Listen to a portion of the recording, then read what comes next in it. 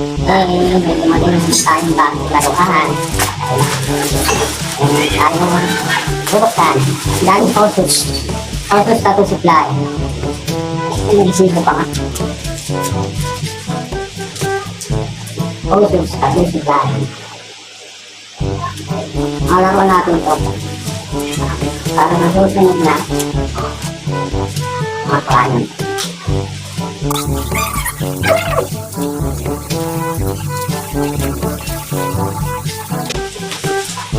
Purple Dragon. Purple Dragon. Purple Dragon. Ang lino na yun.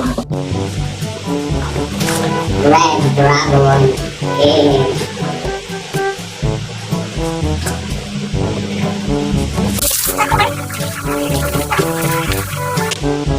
Dental Beam. Meron tayo dito mga spero ng tigil. Ito, Red Dragon daw. Purple Dragon. Ito, Green Dragon. Iba-iba ng size yan. Ito, 3RL.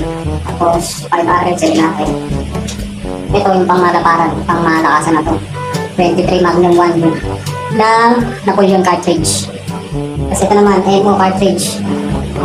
Pangmalaparan din. 19 Magnum 1. Para sa mabilisang gandang smooth shading. Ito, 11 round liner.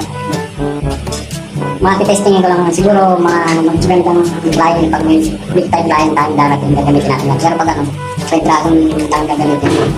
Tsaka Purple Dragon. Meron pa naman tayo din natin. Pero ang palalakad. Aurora. Testing lang ng iba't ibang klase ng lente para kung saan tayo masasanay, saan mas maganda. Doon ako. So ayun guys, papunta nga ako dito sa La Poblacion Clubhouse dahil sa pupuntahan nating screening ng Sampil Batch 3 at ayan, sumakay na ako ng tricycle papuntang San Jose, papunta at jeep papuntang Muson, tapos tricycle ulit.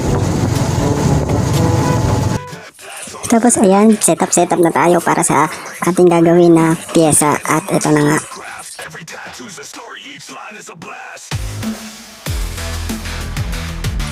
Ang gagamitin nga pala natin dyan ink is Master Ink ng Arctic by Sir Bong Arquines at ayan, nilagyan na natin na siya ng stencil solution at ilalagay na natin ang design ni client. Ito na ang kanyang design. Sa mga gusto pala magpa-schedule dyan ng tattoo, open na open po ang ating schedule. Just direct message lang po sa Clay Tattoo Art Gallery or sa aking main account na Clay Tats. Maraming salamat po. At ito na nga po ang ating na-stencil na design ni Sir.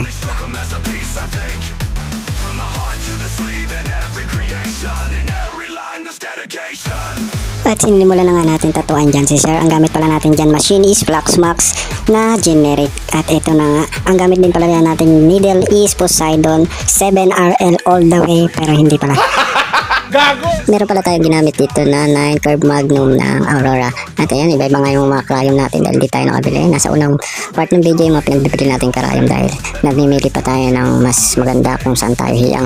At baka naman meron dyan na magpa-sponsor ng karayom.